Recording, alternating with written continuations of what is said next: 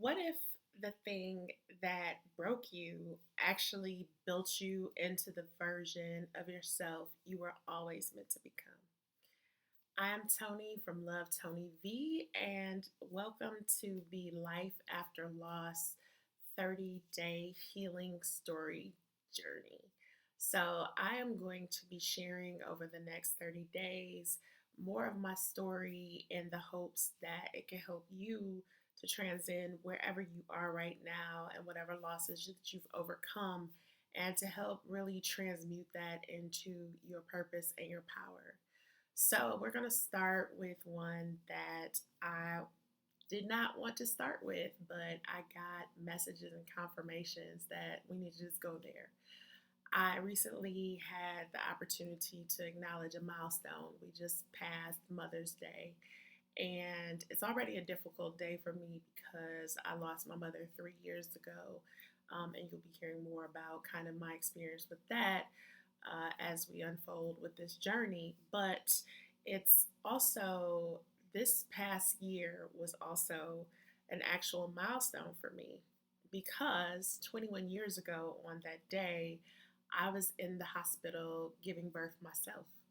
So I was at the hospital, I was at 36 weeks, and I was a little premature. It wasn't premature, but it was a little earlier than what we had hoped for my dates to get to. But, 36 weeks, 9 months, was not expecting there to be any complications. And unfortunately, my son that I was having was stillborn. So, talk about getting right into it. That experience was the most devastating thing that I've experienced before or since. That moment changed my life. It changed everything that I believed about life, about God, about motherhood. It changed everything about who I was. And I have never been the same since. But it actually became the moment that changed the trajectory of my life and set me off in a new path that has given me my biggest blessings. So it actually was the biggest loss that I've ever experienced that led to the biggest blessing. And how did that happen? How did I go from this devastating, debilitating, painful experience to using it to propel me to different heights? Um, for me, it really was making the meaning of the experience. So, the thing that came out of that was that my son wasn't here, but I still was. And I had complications, so I could have not been here myself. I could have, passed along with him, but I was still here. And that said to me that there must be a reason. There must be a purpose that I'm still here because I literally don't have to be. And my son is not here, and I owe it to him to pursue every dream that I've ever had, to live my life to the fullest, simply because he didn't have that opportunity. And I still did. And it took me a while to get there. It was dark days, of course, when it happened, real time. One of the things that was most helpful to me in that experience that also shaped my faith and my worldview was there was a chaplain. I'll never forget her name, Chaplain Karen. And she came and saw me. And she said that there are some things in life that are our business, and then there are some things that are God's business. And we won't always understand God's business. And that gave me the ability to put this experience in something of a black box. When you think about a mathematical equation and you think about X representing the unknown. So you have the experience of my life, Then you have plus X, this unknown, equals whatever I make of it. And that X was losing my son. I could not understand it. It was an unknown variable. I don't know why. To this day, I won't know why, but I can still solve for the equation around that X. And when I work with people in grief coaching, grief guidance, helping other people transcend their losses, that is the biggest piece of advice that I have for them. Because when you are going through devastating experiences, your mind naturally wants to know why. Depending on what your faith system is, depending on what your religion is, you may have different answers. Some of those answers may lead you to a crisis of faith where you stop believing in God. And I definitely had challenges. I had questions. I had anger. I never stopped believing in God. And I think that the gift that Chaplain Karen gave me with that explanation was the reason that I've been able to maintain my faith throughout these years, is because there are some things that I don't try to wrap my mind around. I have accepted I'm not going to understand that in this realm. I make it the answers, like the song says, in the sweet by and by. We'll understand it, but I don't have it today. And so, what do I need to do to move forward without having those answers? I needed to mourn, I needed to grieve, I needed to come to a place of acceptance. And again, my son would have been 21 years old this year. So that was 21 years ago. And I have not had children since. There have been medical challenges. I've tried, it just has not worked out for me. So not only did it kick off that loss, but it set up a series of, am I ever going to be a mother? Am I ever going to have a child? I always saw myself being a mother. And as the years went on, and as the children did not come and the pregnancies were not successful, it had an impact that I have had to again use Chaplain Karen's advice. It's just something that I won't understand and I don't have an answer for. And when you have those situations, what do you do with that? What do you do with this information? When do you give up hope? When do you accept that this is not the way that my story is going to unfold? And can you be happy in what is? And so I actually have found happiness in what is. For the longest time, again, said that I'm going to be a mother. That does not mean that I have to have a baby out my body physically, but I am going to play a mothering role in a child's life. I love children. I adore children. I love early childhood development and watching them learn how to walk and talk and read and reason. And I've had that opportunity. I have two nephews who are grown up men now.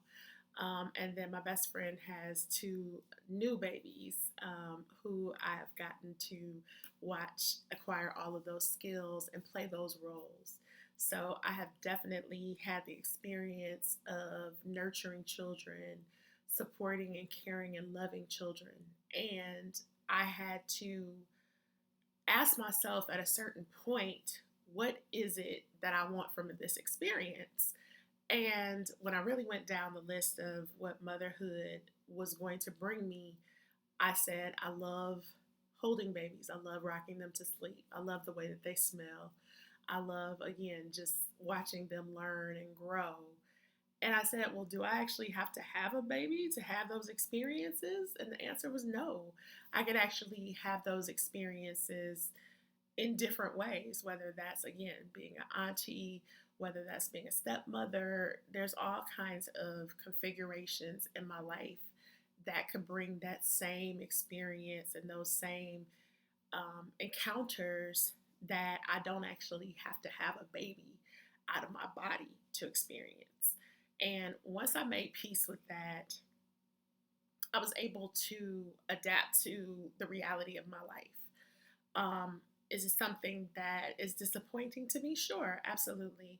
But it's not something that shaped me to the point where I felt like I was missing out or less than.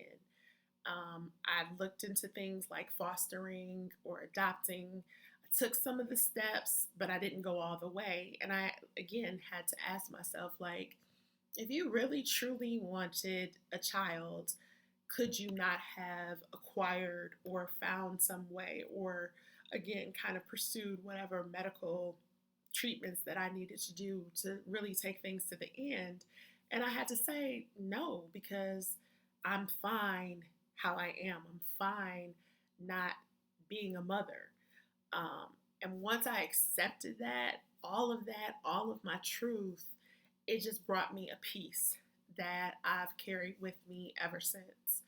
And so, again, the story is not a comfortable one to tell, but I got the message from God to share it. And I'm like, do I have to share this one? Is this what we're going to start with? We're going to go right there. And I got confirmation. Yes, yes, it is. Because somebody out there, it doesn't necessarily have to be childbirth, it doesn't necessarily have to be this particular situation, but there is something in your life that you thought was going to happen. There's something that you expected, something that you believed that would happen for you. And I think part of the challenge is that some of these things, when we talk about the desires of our heart and that God will give us the desires of our heart, you feel like, well, you place this desire in my heart to be a mother, or you place this desire in my heart to have this business, or to get this degree, or to have this flourishing marriage, and yet and still it hasn't worked out for me. So what does that mean? What is this part of the bargain? You gave me the desire, I pursued it, and it crumbled. And I think, again, that's where we have to come back to what's God's business.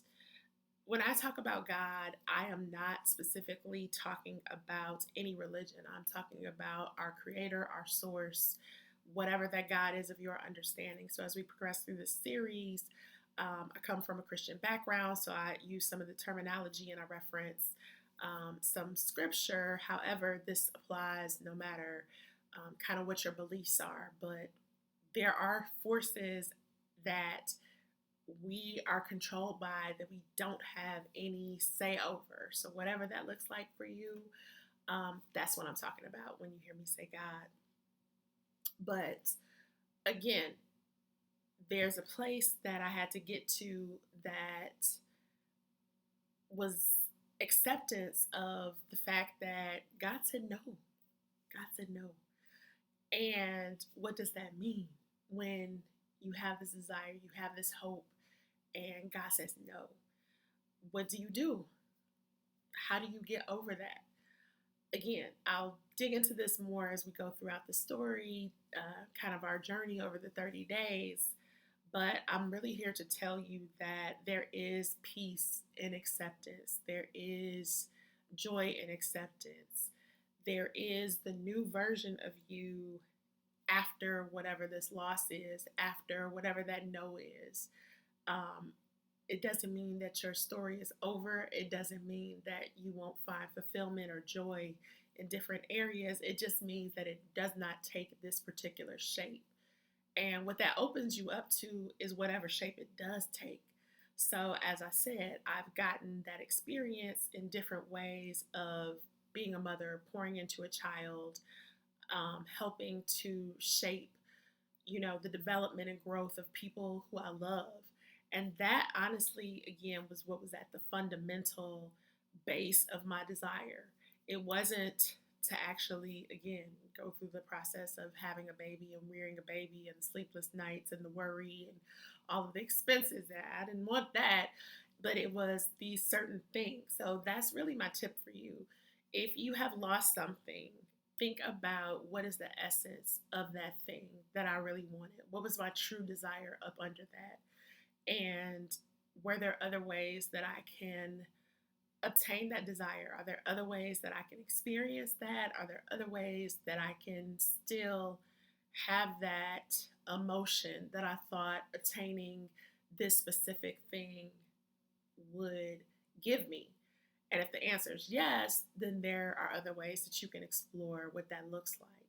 And so I just wanted to, again, start with something deeply personal, deeply authentic, to truly share again. When we talk about loss, I've got some doozies in my story, in my background, and that is the top of them. Again, it was 21 years ago, but I can remember it like it was yesterday, and I can go back and see the woman I was, and again, the resilience that she had and the maturity, really, because again, I was pretty young, um, but I don't know that I would have been here today, again, with my smile, with my radiance, if I had not gotten that beautiful piece of advice, and the framing that I got from Chaplain Karen that has carried me throughout my life. And so I pass that on to you as she passed it on to me. And I pray that it blesses you the way that it blessed me. So, in the next portion of the series, I'm going to tell you how that experience actually led to me making one of the best decisions of my life and how that shook out for me. So, I would love to know, let me know in the comments, what was your biggest loss? If you feel comfortable sharing, I would love to know what was that thing for you that, again, you thought would break you and possibly it could help you become who you were meant to be. You may be in that right now. It may be something that happened a long time ago that you haven't actually reconciled with and you have not transmuted from it being a painful story to one being a purpose story. So, again, I'm Toni from Love Toni V, and you are in this Life After Loss series. So, I cannot wait to talk more with you about my story and about how it can help you.